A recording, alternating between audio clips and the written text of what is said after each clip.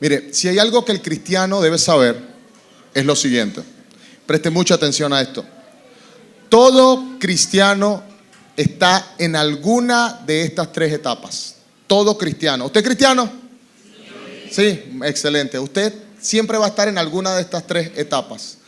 O está a punto de entrar en una prueba, o está pasando una prueba, ¿sí? O ya pasó una prueba. Si está por comenzar a pasar una prueba, prepárese. Si está pasando una prueba, yo pido a Dios que lo ayude. Si ya salió de una prueba, prepárese, porque viene otra prueba. Esa es la vida del creyente. Pero a veces nosotros nos preguntamos ¿por qué Dios permite las pruebas? ¿Por qué Dios permite las dificultades? ¿Por qué me pasa esto a mí, vale? Incluso hay gente que dice, cónchale, a mí y al Pato Lucas, más nadie. ¿Verdad? Hoy vamos a hablar un poco de eso. En el QT que comenzamos a hacer en este mes, estamos meditando ¿qué libro? Proverbios. Muy bien, muy bien. Qué bueno que escuché Proverbios. ¿Cuál es el libro? Proverbios. Muy bien, eso está bien, eso me alegra, porque eso indica están haciendo. No, yo bendigo la vida de todos los que están constantes con el tiempo con Dios. A veces es difícil, pero lo importante es la constancia. Y allí el libro de Proverbios nos habla de un tema. Hay un tema fundamental, hay un tema recurrente allí. Ese tema es la sabiduría. De hecho, el escritor ejemplifica a la sabiduría como una dama. Y al principio, los primeros capítulos habla como una introducción, luego el centro del libro nos habla el desarrollo y al final nos dice como un ejemplo, ejemplificando una mujer con la sabiduría. Necesitamos tener sabiduría. Y para este tema, el tema que vamos a hablar en la mañana de hoy, que es el tema acerca de las pruebas y de las dificultades, necesitamos mucha sabiduría. Sabiduría para la prueba. Sabiduría para la prueba. Eso es muy importante. Y yo le hacía la pregunta, ¿por qué Dios permite las pruebas? Dependiendo del tipo de creencia que yo tengo, yo voy a responder esa pregunta. Me explico. Si mi idea de Dios es una idea animista, animista es aquel que cree en las ánimas, que cree en los fantasmas, que cree en los dioses, en que existen muchos dioses. Entonces las pruebas son para castigarnos. Si una persona es materialista, dice, es producto del azar, porque Dios no existe. Hay personas que creen, es muy difícil creer que no existe, pero hay personas que dicen creer que Dios no existe. Nosotros nos lo encontramos a diario en la universidad cuando estamos evangelizando. Y es bien interesante porque sobre todo con nuestra cultura, que es muy creyente, nuestra cultura en Venezuela, y hay gente que dice, bueno, yo soy ateo, gracias a Dios soy ateo. Pero yo no entiendo eso. Pero lo dice, porque realmente no están claros. Hay que tener mucha fe para creer que no existe Dios. Pero si una persona cree que Dios no existe, entonces las dificultades y las pruebas son producto del azar. Del azar, así como su vida, así como su familia, así como sus hijos, así como todo lo que existe es producto del azar. También un poco complicado que nosotros podamos creer que todo es producto del azar, ¿verdad que sí? Un ser humano, usted, un ser humano tan hermoso, tan precioso, tan diseñado. Vea al que está a su lado, véalo un momento, véalo, dígale. Si es hombre, dígale, y si es mujer, dígale, qué bonito estás, dígale, qué bonito.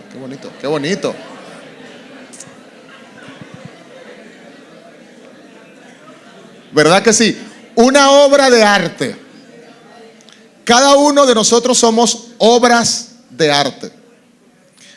En el caso mío, Dios me hizo como una obra medio abstracta, pero una obra de arte. Bueno, a las mujeres las hizo más estilizadas. A nosotros los hombres nos hizo... Porque tú sabes que a la mujer la hizo de mejor material. Sí. Cuando tú ves el Génesis, ¿al hombre de qué lo formó? De tierra, del polvo. Por eso el hombre es así medio tosco, así medio, ¿sí? Y a la mujer de mejor material. ¿Por qué? Porque ¿de qué la formó? De la costilla. Era mejor material, ¿verdad que sí? Ya estaba mejor, más elaborado. Por eso la mujer es más bonita, más graciosa y muy mala de vista. Dios la hizo así, muy mala de vista para que pueda enamorarse de los hombres. Pues si no, imagínate, ¿cómo? Pero somos creación de Dios. Entonces, cuando alguien dice que Dios no existe, las pruebas y los problemas resultan siendo producto del azar. Y algún día una prueba me va a matar y me muero y se acabó todo y terminó todo. Pero para los que creemos en un Dios que existe, que es creador y que es diseñador, no creemos que las pruebas son producto del azar. Creemos que las pruebas son producto de un propósito. Entonces diga conmigo, propósito. Otra vez, propósito. Y eso es lo que vamos a estudiar hoy. Vamos a ver cuál es entonces el propósito, porque, pastor, a mí me vienen unas pruebas, entonces me cuesta ver el propósito de Dios. Bueno, hoy, por medio de la palabra, vamos a entender la sabiduría para la prueba. Es muy importante. Pero aquí yo quiero hacer una salvedad, quiero hacer una diferencia, quiero diferenciar dos cosas que a veces se confunden. No es lo mismo prueba que tentación. ¿Ok? Yo quiero diferenciar eso. Prueba es una cosa, tentación es otra. Y tengo que aclararlo porque en el mundo solemos mezclar esos dos conceptos. Bueno, es una prueba, es una tentación. Yo tengo que diferenciarlos. Y voy a hablar entonces de la tentación. Lo primero que tengo que decir es que la tentación no proviene de Dios. Dios no te tienta a ti. De hecho, la palabra dice, Dios no tienta a nadie y Dios no puede ser tentado. Dios no te tienta. Porque la tentación viene producto incluso de nuestra propia concupiscencia. Dice, ¿qué es concupiscencia? ¿Cómo comemos eso, pastor? Bueno, del mal que tenemos internamente. Yo les pregunto, ¿el hombre es bueno por naturaleza o malo por naturaleza? Malo por naturaleza. De hecho, esa es la razón principal por la cual Jesucristo tuvo que venir a morir por nosotros. Porque el hombre es malo por naturaleza. Claro que sí. Ahora vamos a ver que la tentación no proviene de Dios. Y entonces tendremos que averiguar de dónde proviene la tentación. Pero vamos a ver Santiago. Vamos a ver en la escritura Santiago. No se preocupe que va a aparecer, aunque a mí me gusta mucho que usted traiga su Biblia. En Santiago 1, 13 al 15 vamos a ver. Y vamos a leerlo todos juntos, porque a mí me gusta que lo leamos todos juntos, me animan. Vamos, 1, 2 y 3. Alguno es tentado, no diga que es tentado de parte de Dios, porque Dios no puede ser tentado por el mal, ni Él tienta a nadie, sino que cada uno es tentado cuando de su propia concupiscencia es atraído y seducido. Entonces la concupiscencia, después que ha concebido, da a luz el pecado. Siendo consumado, da a luz la muerte. Muy interesante, porque necesitamos diferenciar. ¿Cómo es eso, pastor? Bueno, si yo, hombre, voy caminando por la calle y va pasando una dama con poca ropa por el frente, con una falda más arriba de lo normal, ustedes saben cuáles son, ¿verdad? Antes no era así. Después se puso muy de moda, quizás algunos han oído hablar de este nombre o no, Marilyn Monroe puso muy de moda las minifaldas, ¿verdad que sí? Entonces las mujeres comenzaron. Entonces, si un hombre está caminando y pasa una mujer en minifalda, el hombre en su pecado, ¿cómo dice aquí? Concupiscencia, ¿verdad? Recuerde eso, porque concupiscencia es lo que te hace y lo que te hace.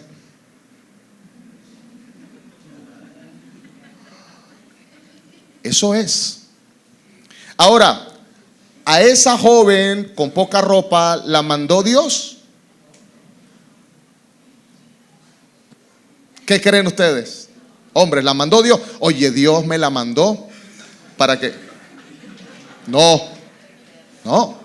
Dios me está probando, pastor. No, no, porque ella pasa y el que decide ver eres tú. ¿No es cierto?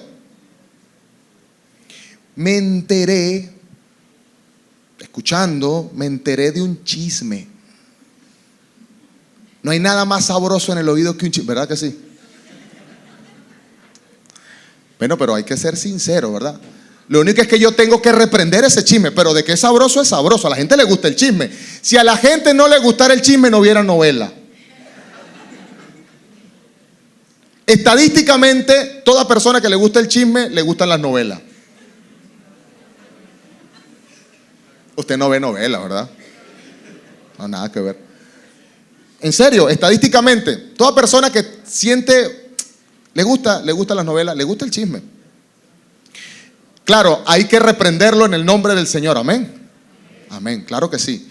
Pero escuchó un chisme y tengo que contárselo a alguien. Dios me está probando. No, Dios no te está probando. Es distinto una prueba que una tentación, porque Dios no tienta a nadie. Porque en el pasaje que acabamos de leer, la tentación da producto a algo y ese algo da producto a algo finalmente. ¿Qué es lo que dice Santiago? La tentación da a luz el pecado y el pecado finalmente da a luz la muerte. Porque muerte es separación de Dios con nosotros, nuestra separación con Dios. Ahora, ¿qué nos manda a hacer la Biblia con respecto a la tentación? Vamos a ver lo que nos dice Mateo 26, 41. Y nuestro Señor Jesucristo le dijo esto a los apóstoles. Ellos fueron a orar con Jesús y estaban allí junto a Jesús. Jesús se fue y dijo, mire, oren. Y se fue y bueno, echaron un guinde. Lo que comúnmente le llamamos echaron un guinde.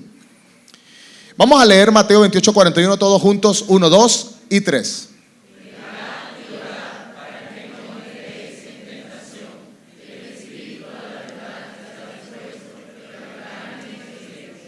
El espíritu está dispuesto. Pastor, yo no quiero escuchar ese chisme, pero es que lo estaban contando y yo estaba ahí. ¿Cómo hago, pastor? Yo quise taparme el oído, pero es que yo lo escuché.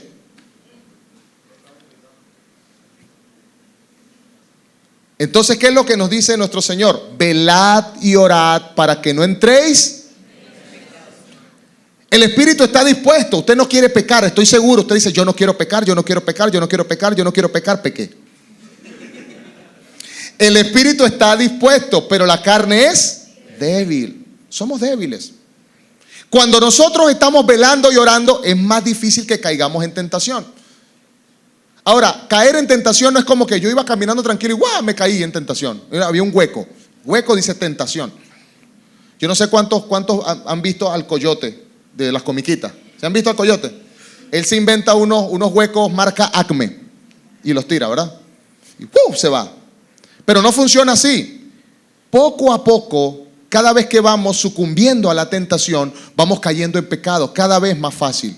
¿Y por qué les digo esto? Porque tenemos que diferenciar entre tentación y prueba.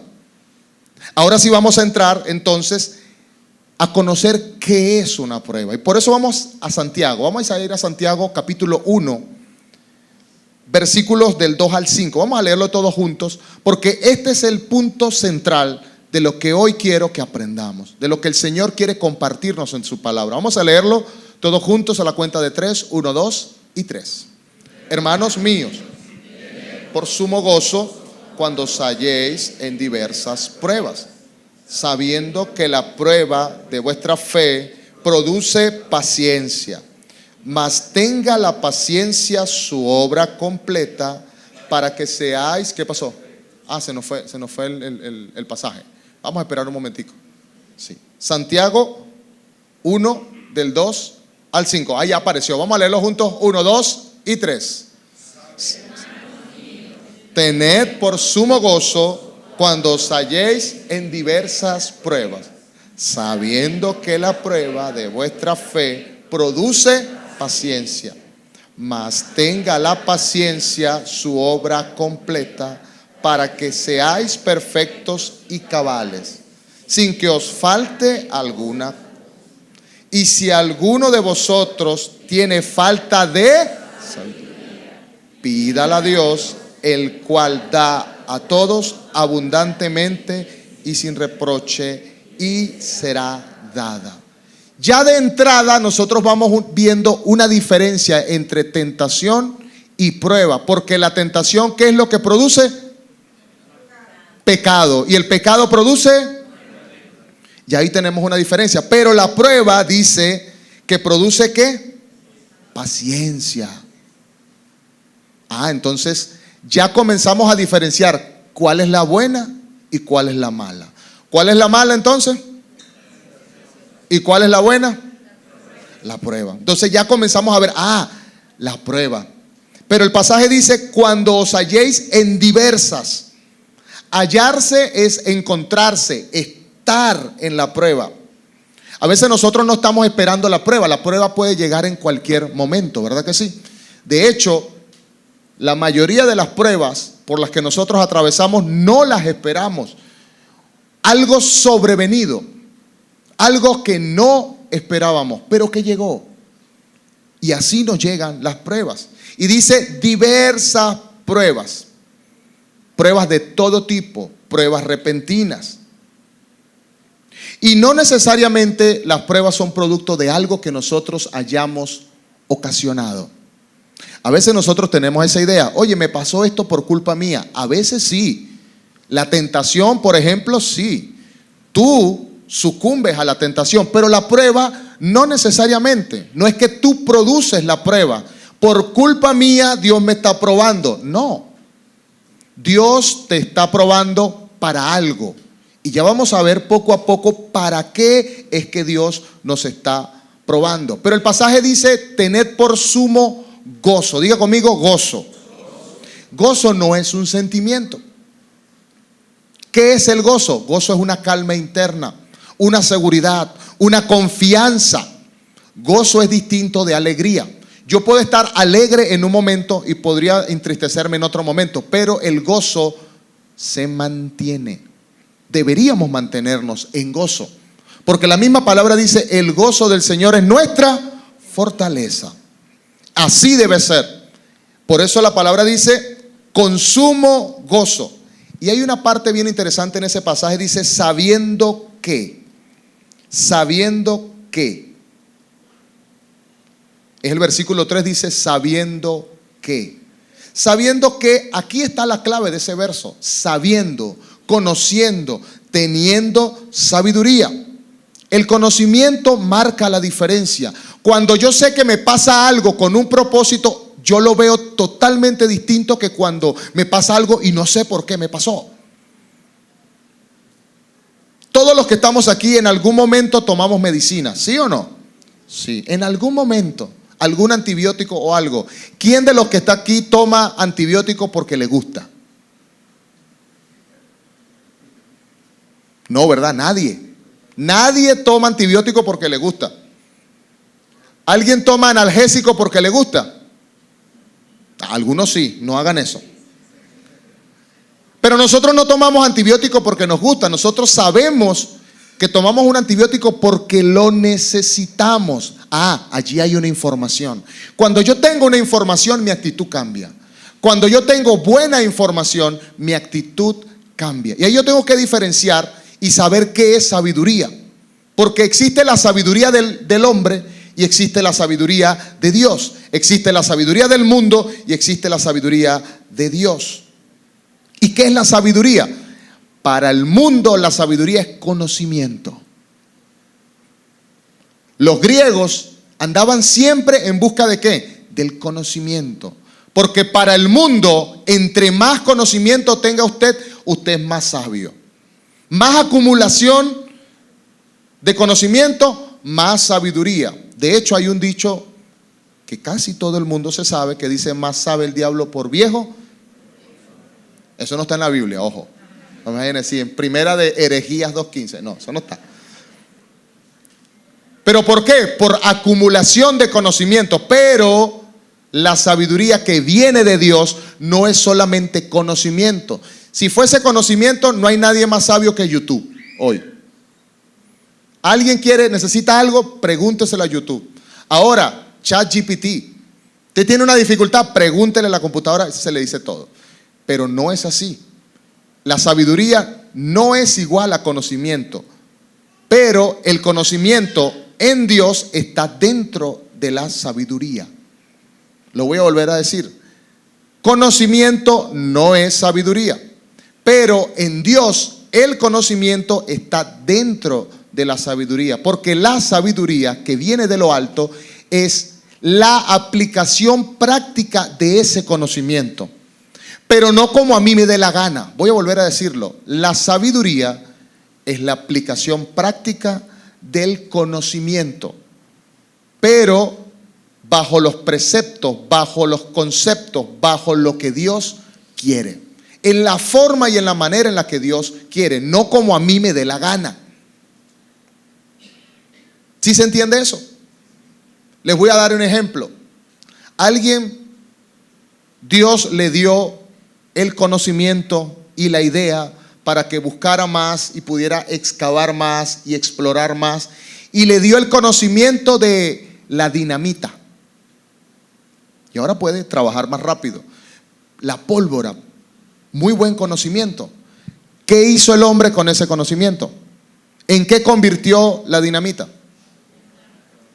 ¿En qué convirtió la pólvora? En un arma. Entonces yo pregunto, ¿la pólvora es buena o es mala? ¿Es buena o es mala? Bueno, en esencia es buena. Pero el hombre, con la sabiduría falsa del mundo, la utiliza para el mal. Voy a darles otro ejemplo. Un cuchillo muy afilado. No hay nada más feo que cortar carne con un cuchillo amellado. ¿Sí o no? Mi esposa cada rato me dice, afílame el cuchillo. Y le afilamos el cuchillo. El cuchillo, si usted está picando una carne, ¿usted lo quiere más afilado o menos afilado? Más afilado. Entre más afilado, mejor. ¿Verdad que sí? Ahora, ese mismo cuchillo yo lo puedo usar para meterle 5 puñaladas a alguien. Ni Dios lo quiera, ¿verdad? Pero, ¿quién tiene la culpa? ¿Quién está mal? ¿Cuál es el problema? ¿El cuchillo? ¿Cuál es el problema entonces? ¿Cómo yo uso ese cuchillo? El conocimiento. Si yo tengo un conocimiento del mundo, yo lo voy a usar. Y generalmente entramos en el aspecto moral, porque la sabiduría de Dios necesariamente me lleva al aspecto moral. Y el aspecto moral es que existen absolutos en el mundo. Dios nos dio la ley. Y la ley no es para nuestro mal, la ley es para nuestro bien. No matarás. Eso dice la ley, no matarás. Sin embargo, hay personas que matan y dicen, oye, pero yo ¿por qué tengo que seguir la ley? Bueno, si todos desobedeciéramos la ley, yo estaría a merced de que cualquiera venga y me mate. ¿Sí o no? Entonces, ¿la ley es buena o es mala? Concluyo entonces que la ley es buena. Precisamente esa es la conclusión a la que llegó Pablo cuando escribe el libro de Romanos. Él dice, la ley es buena. Y eso, queridos hermanos, es la sabiduría que viene de Dios. Entonces voy a volver a decirlo. La sabiduría del hombre es mero conocimiento. Conocimiento según su propia perspectiva, según su propia idea, según como le dé la gana de aplicarlo. Pero la sabiduría que viene de lo alto y que viene de Dios es una sabiduría con conocimiento que es aplicada y que además es aplicada de acuerdo a los principios bíblicos. ¿Tenemos ya la diferencia? Sí, hay una clara diferencia. Vamos a ver de todas maneras, en el mismo libro de Santiago nos habla acerca de eso. Santiago capítulo 3, versículos 13 al 17 va a aparecer ahí en la pantalla y vamos a leerlo todos juntos bien, bien fuerte. Yo no voy a leer, lo va a leer usted. 1, 2 y 3.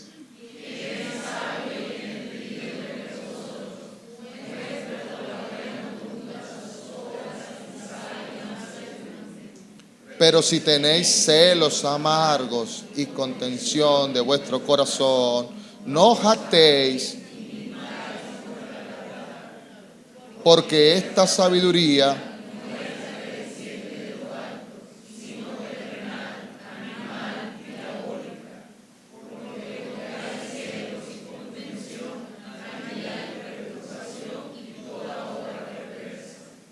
pero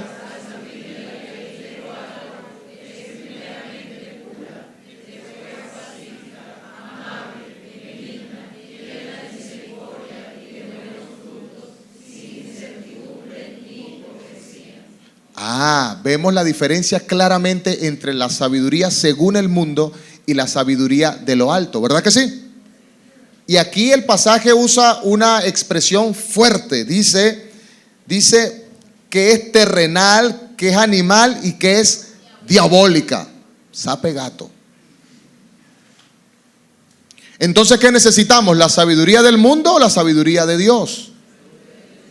Y para poder afrontar las pruebas necesitamos especialmente la sabiduría de Dios para entender qué es una prueba, cómo es la prueba y por qué viene la prueba. Necesitamos tener sabiduría. Proverbios 2, y ya hemos pasado por allí en el QT de esta semana. Proverbios 2, 6 y 7. Lo leemos juntos ya.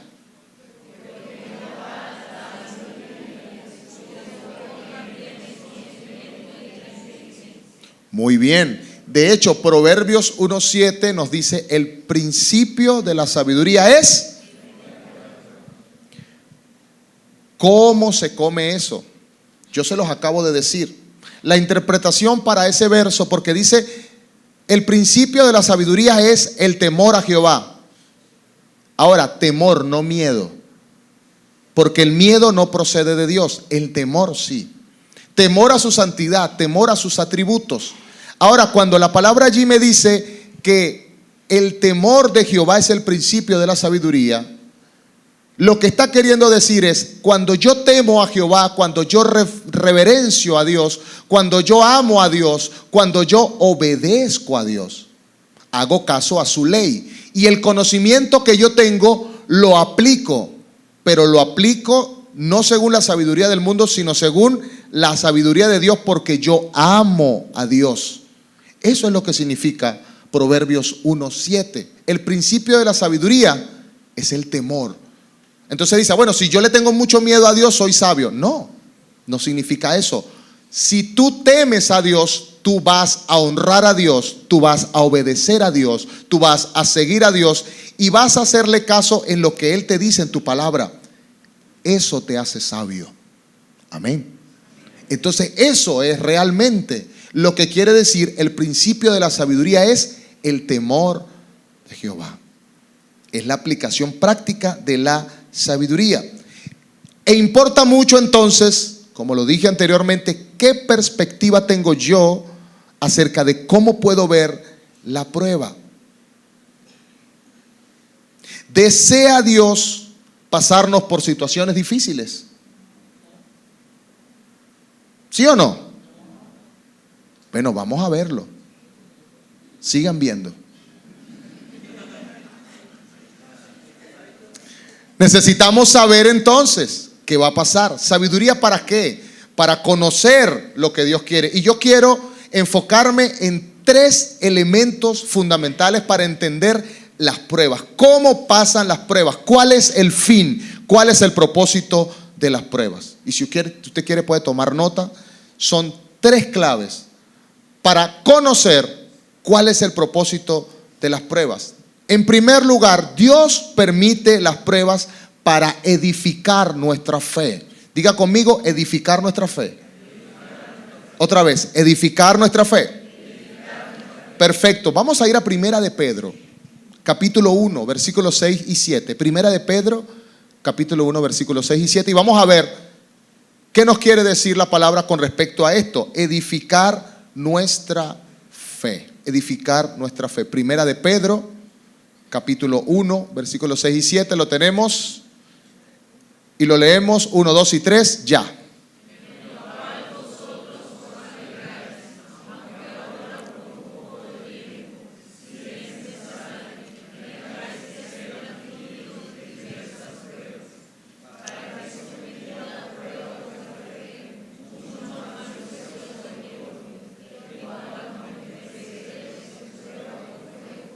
sea hallada.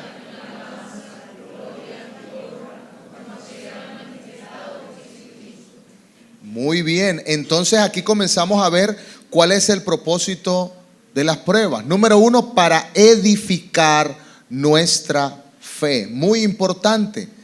¿Qué significa esto? Bueno, que nosotros si tenemos fe podemos regocijarnos, podemos alegrarnos en las pruebas.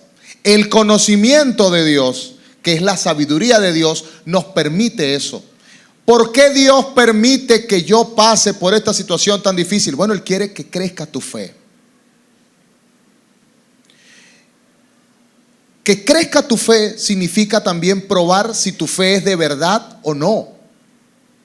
En una ocasión, un malabarista, ¿sí saben lo que es un malabarista, verdad? Alguien que anda haciendo cosas y ahí se montan en bicicleta. Y hay uno que dijo, yo puedo pasar desde esta torre hasta esta torre, y guindaron unos cables de acero, bien grande, un cable de acero, y él iba a pasar en una bicicleta, de una rueda, en una bicicleta de una rueda, ¿sí? Y se sentó. Y entonces la gente de la ciudad se agolpó, los reporteros, los medios de comunicación, porque el hombre iba a hacer una hazaña increíble, iba a pasar desde de una torre hasta otra. ¡Wow!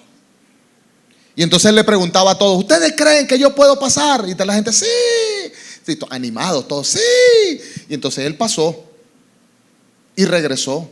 Y la gente, ¡wow! Increíble. Entonces agarró un saco de 20 kilos. ¿Ustedes creen ustedes que yo puedo pasar desde aquí hasta allá con este saco de 20 kilos encima? Sí, claro que creemos. Y él pasó pasó. Wow. Y entonces después él les dijo, denme una silla. Y él agarró la silla, montó el saco y puso la silla en su cabeza. ¿Y ustedes creen que yo puedo pasar con esta silla y este saco? Y la gente, sí, una euforia. Sí, no se le pasaba y regresó. Y entonces le dijo, ahora, la hazaña máxima, ustedes creen que yo puedo pasar con una persona encima. Y la gente, euforia, sí. Entonces, ok, necesito uno del público para que pase conmigo. Se acabó la fe. Nadie quería pasar. Pregunto, ¿la gente tenía fe de que él podía pasar? Parecía que sí. Sí, la gente, sí puede. Pero hasta que él le dijo, ¿quién se sube? No, nadie. Y así hace Dios. Dios necesita probar tu fe. Dios necesita que tú puedas también saber si tu fe es real o no es real. Porque a veces nosotros tenemos una idea de fe, pero no es hasta que Dios nos prueba cuando realmente podemos saber y conocer de qué estamos hechos. ¿Cuál es nuestra fe? ¿Estás dispuesto a morir por Jesucristo? Bueno, gracias doy a Dios que lo meditan. No todo el mundo sale, ¡amén! Hay que meditarlo. ¿Seré yo capaz de morir por causa de Cristo? De hecho, nuestro Señor Jesucristo nos manda, nos dice, ¿quién que construye una casa no se sienta primero y evalúa a ver si tiene lo necesario para construirla? No sea que no pueda terminarla y la gente se burle. Y eso tiene que ver con el Evangelio. Nosotros tenemos que saber de qué estamos hechos. En palabras coloquiales, tenemos que saber si tenemos guáramo para seguir a Jesucristo. ¿Tiene usted guáramo para seguir a Jesucristo? Si no lo tiene, no se preocupe, porque Dios te va a probar. Ese es el propósito de la prueba. Pastor, ahora que lo pienso y lo medito, lo que usted me está diciendo, no sé. Ok, está bien. Porque Dios te va a dar las herramientas para que puedas creer verdaderamente. ¿Cómo? Te va a probar. ¿Cuántas veces te va a probar? Todas las que sean necesarias. ¿Cuántas? ¿Cuántas? Vamos a Filipenses 4. Filipenses 4. Versículos 4 al 7. Lo vamos a leer muy, muy rápido. Todos juntos y bien fuerte. 1, 2, 3, ya.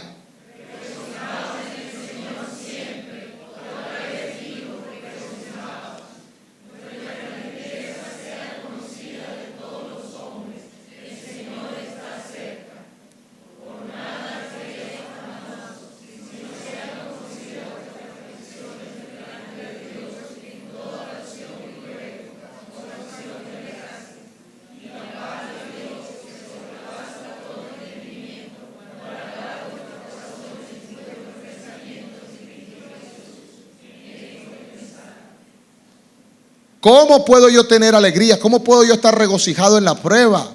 Bueno, si yo sé cuál es el motivo, cuál es la razón, cuál es el porqué de la prueba, yo puedo tener tranquilidad, yo puedo tener seguridad. Querido hermano, no es posible seguir a Dios con una fe incierta. Tú necesitas saber de qué está hecha tu fe. ¿Cómo? Por medio de la prueba. Por eso es que decimos, la prueba tiene un propósito, y el primer propósito es sacar a la luz, revelar de qué está hecha tu fe. Una persona que no ha sido probada no sabe si tiene fe o no tiene fe. ¿Cierto? Miren, hay un sueño que yo tengo de cosas por hacer, y una de esas es como lanzarme en un paracaídas desde un avión. ¿Usted no ha tenido esa idea? No, yo sí. Hay gente que dice, no, yo para eso no, pastor. Pero yo tengo esa idea, pero yo siempre me siento y me pongo a meditar. ¿Será que yo seré capaz de hacerlo? ¿Podré, no podré?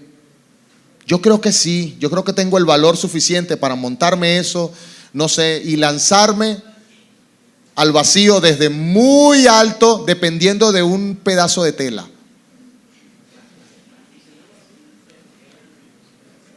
Pero a veces entonces cuando lo pienso digo, ¿será que no? Todavía estoy muy joven. Pero ¿cuándo sabré si puedo o no puedo? A ver, no hay otra. ¿Cuándo sabré si puedo? Lanzándome, no hay de otra. ¿Cómo Dios va a probar tu fe? A ver, ¿cómo Dios esculpe tu fe? ¿Cómo Dios construye, te ayuda a construir la fe? Por medio de la prueba. Y Dios te va a pasar por cosas que tú no quieres pasar.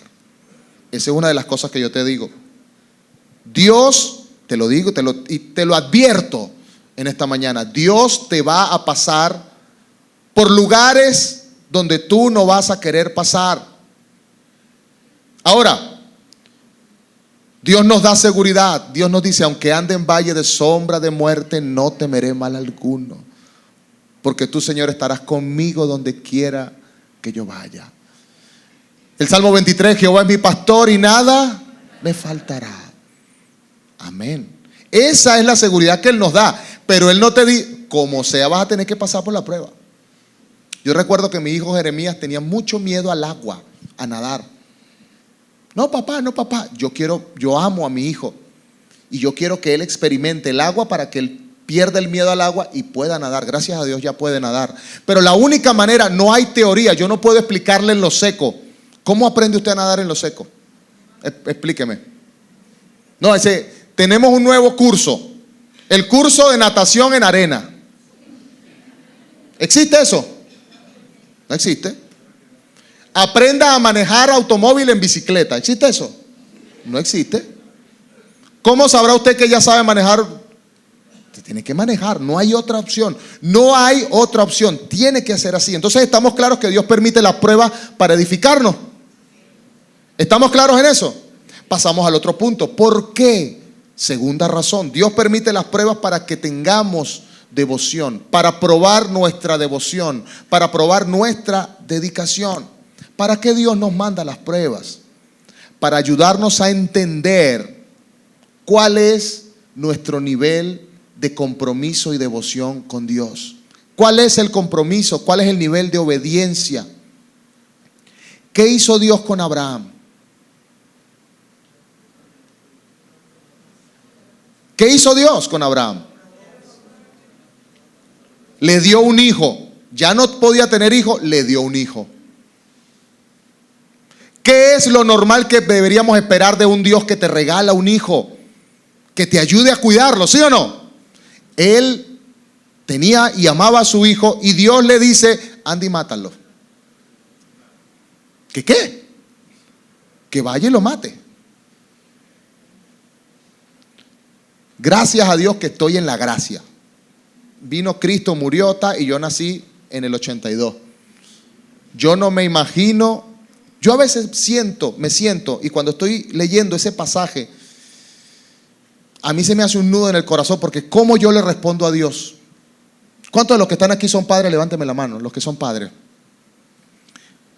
Imagine que Dios le diga, entregue a su hijo. Está difícil. Yo admiro a Abraham por su fe.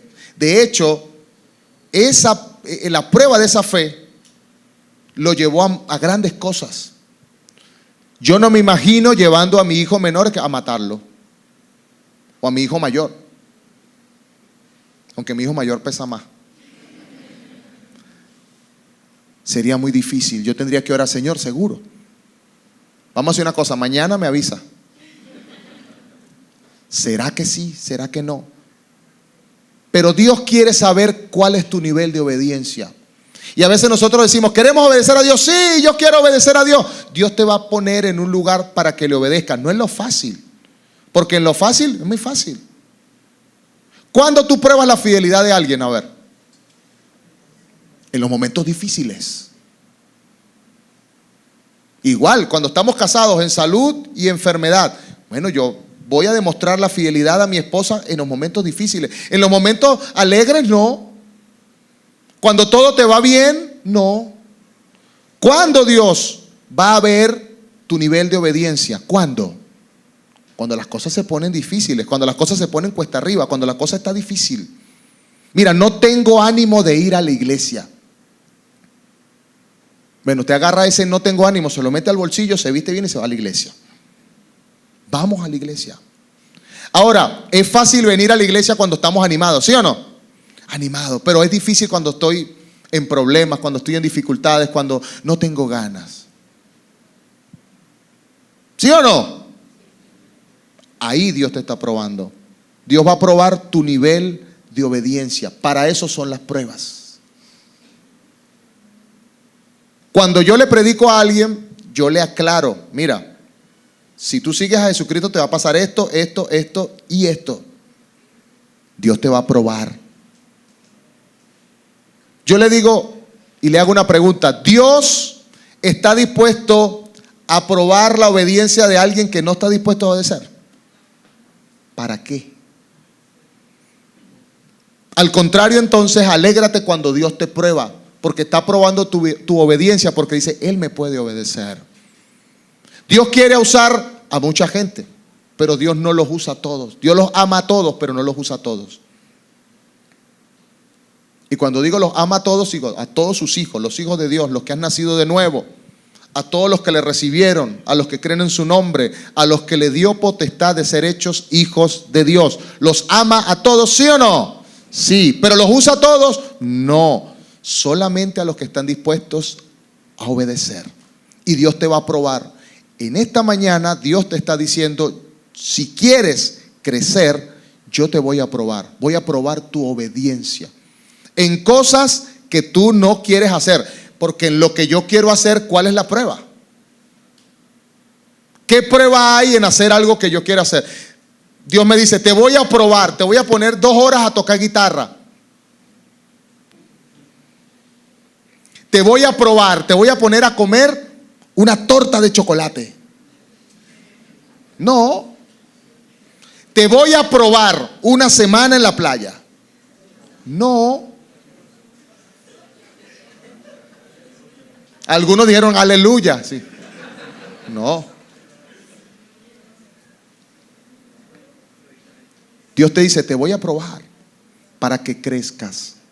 Para que crezca tu nivel de obediencia. Para probar nuestra devoción a Dios. No hay otra manera, no hay alternativas, no hay caminos cortos. Mire, usted sabe por qué razón sus huesos se desarrollan y crecen. Una de las razones es por efectos de la gravedad.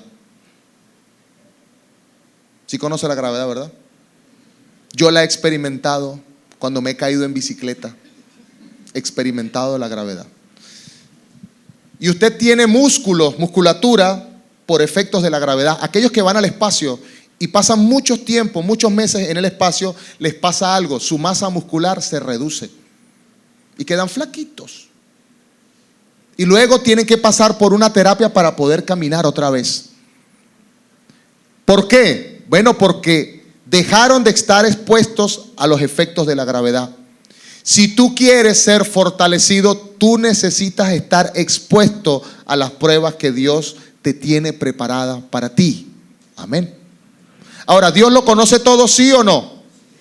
Él sabe si tú eres capaz de soportar la prueba. Y ahí es donde yo voy. Importante la sabiduría para tener confianza en Dios. Si yo no sé en qué Dios confío, yo ando mal, ando sufriendo, estoy a la deriva. Cuando viene una prueba me preocupo. Pero si yo creo que Dios tiene control de todo, venga la prueba que venga, yo puedo estar tranquilo y tener la seguridad de que Dios tiene el control. Amén.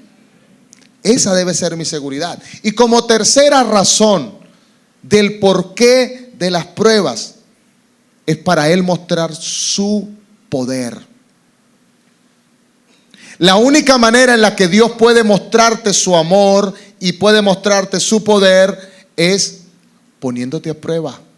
Y ahí tú vas a ver la maravilla de Dios. ¿Cuántos de los que están aquí han pasado por una enfermedad difícil? Varios. Y ahí ha estado Dios. Y has tenido la confianza, y has tenido la seguridad, y has tenido ese amor. Has experimentado más de cerca el amor de Dios. Y usted le puede preguntar a cualquiera que haya pasado por momentos difíciles, bien difíciles, y usted verá que le va a decir: en ese momento yo sentí más fuerte la mano de Dios. En ese momento yo sentí más fuerte el amor de Dios. En ese momento yo sentí más el abrazo de Dios. En ese momento yo sentí más y experimenté más su amor. Dios permite las pruebas para que tú puedas experimentar mucho más su amor, su poder y su cuidado. Si no hay pruebas, tú vas a creer que eres autosuficiente. Y aquí nadie es autosuficiente. El mundo nos invita a eso. El mundo nos quiere llevar a eso. Independízate. Aquí nadie es independiente. Todos dependemos de Dios y somos interdependientes unos de otros, porque somos el cuerpo de Cristo. Y esa es la tercera razón por la cual Dios permite la prueba, para mostrarte mucho más su amor. En los momentos más difíciles es cuando yo he experimentado mucho más el abrazo de Dios como Padre. Así que yo en esta mañana oro a Dios y le pido a Dios, Dios, que puedan experimentar la prueba, para que puedan experimentar mucho más fuerte el amor de Dios. El amor de Dios como Padre. Si todo saliera bien, nosotros podríamos creer: yo soy autosuficiente, yo no dependo de nadie.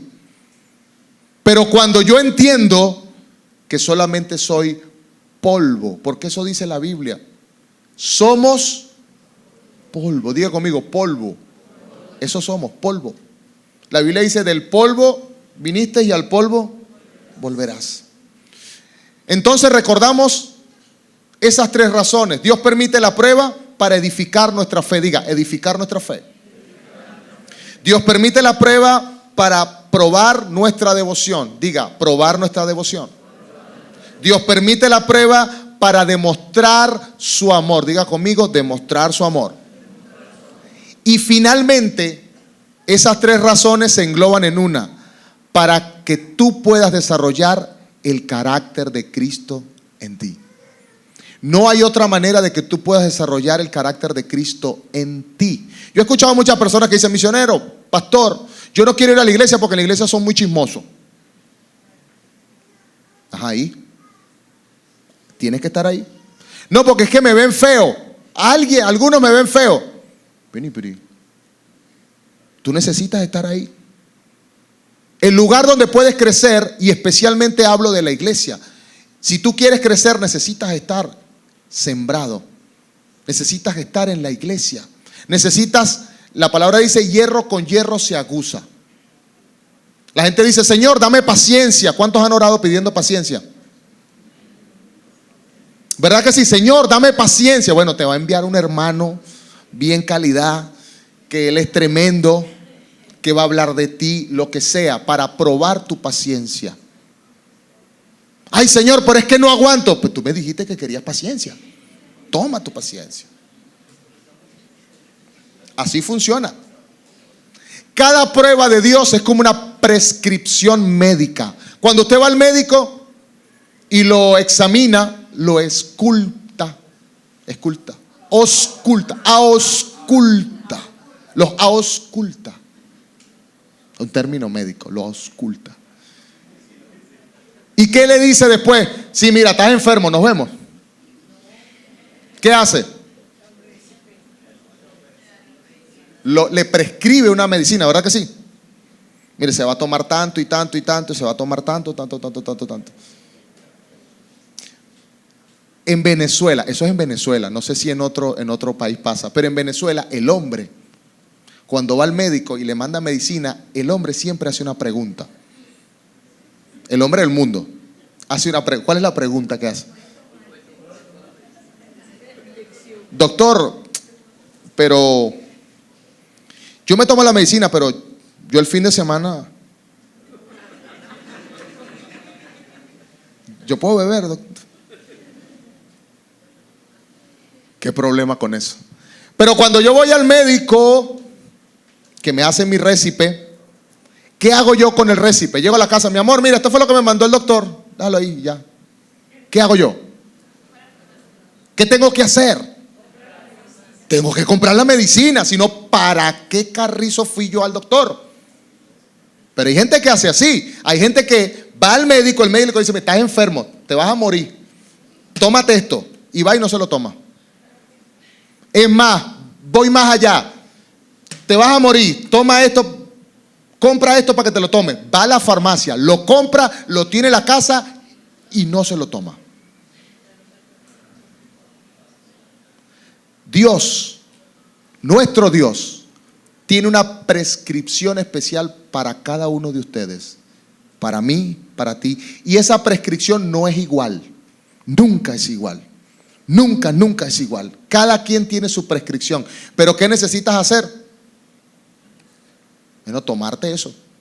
No me gusta, sabe feo, tómeselo. No quiero, tómeselo. Dios sabe por qué te está permitiendo la prueba. Pasa la prueba. Ahora, les quiero advertir de algo. Cuando yo no paso una prueba, yo me quedo ahí. Me quedo pegado. ¿A usted no se le ha pegado nunca el teléfono? Y se queda pegado. A veces nos quedamos pegados. Estoy en la prueba. Sí, pero tienes 8 años en la prueba. ¿Y cómo hacemos? Avanza. Es que tengo una prueba difícil. ¿Cuánto tienes? 15 años con esa prueba. No. Confía en el Señor. Ten sabiduría y pasa por la prueba. ¿Cuánto tiempo estuvo el pueblo del Señor en el desierto? ¿No era más fácil, menos tiempo? Si ustedes sacan la cuenta de lo cerca que estaba a la tierra prometida, era muy cerquita. No estaba bien mismito. Vuelta. A veces estamos así. Como hijos de Dios, a veces estamos ahí dándole vuelta a la prueba, como si la prueba fuese Jericó. Y dale vuelta a la prueba, y dale vuelta a la prueba, y dale vuelta a la prueba. Si quieres salir de esa prueba, tienes que pasar por la prueba. Ahora, no significa que pasaste por la prueba y se acabó. ¿Qué pasa si tú atraviesas la prueba y tienes éxito? Ya yo le dije, ¿qué viene ahora? Otra prueba. Pero esta prueba va a ser mayor, más difícil. Porque Dios sabe cuál es tu límite. Dios te ama. Dios no te va a poner una prueba para acabarte. Dios te pone una prueba a ti conforme a tu fe, conforme a tu capacidad. Amén. Es así, tenemos que entenderlo de esa manera. En último lugar, quiero que tengamos presentes algunas verdades. En primer lugar, Dios controla la duración y la intensidad de la prueba. ¿Cuántos de los que están aquí han hecho torta? Claro que han hecho, por allá han hecho bastante torta. Yo no he tenido la oportunidad de hacer torta. Una vez intenté y se quemó todo eso y yo dije, no hago más torta. Los que han hecho torta saben que hay un tiempo en el horno, ¿verdad que sí? Yo no puedo pasarme del tiempo del horno, ¿sí o no? Si me paso, ¿qué pasa? ¿Y si la saco antes? Yo he hecho 2 veces. La primera hice eso, lo saqué antes y iba así. Quedó como una chancleta esa cosa. Nadie se la comió. Después dije, voy a dejarle más tiempo. La dejé más tiempo y se chamuscó. Así. Dios está pendiente de ti. Dios no te va a dejar ni que te desinfle ni que te chamusque. Amén. No sé, creo que es la forma más clara que yo puedo decirles esto. Dios tiene el control. Dios tiene el control. Diga conmigo, Dios tiene el control. Vamos a leer 1 Corintios 10:13. 1 Corintios 10:13.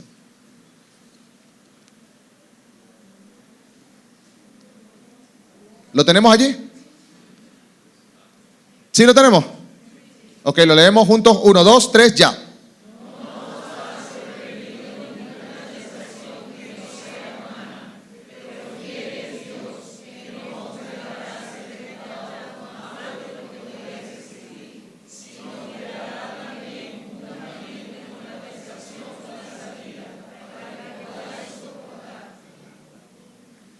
Nosotros no tenemos un Dios despiadado. Mira, yo sé que Él puede soportar 80 kilos, le va a meter 300. Dios no hace así. Dios sabe cuál es tu nivel y qué tanto puedes soportar. Y en la medida en la que tú puedes soportar, Dios te va a probar. Pero necesitas tener sabiduría y necesitas confiar. Dios diseña cada prueba para suplir una necesidad en tu vida, una carencia para seguir subiendo, para subir hasta el próximo nivel. Finalmente yo te pregunto, ¿cómo reaccionas tú ante la prueba? Esa es la última pregunta que te voy a hacer. ¿Cómo reaccionas tú ante la prueba? ¿Te desesperas? ¿Te angustias? ¿Prefieres no pasarla? ¿Cuál es tu reacción? Depende tu reacción de tu conocimiento, de la sabiduría que tengas de Dios.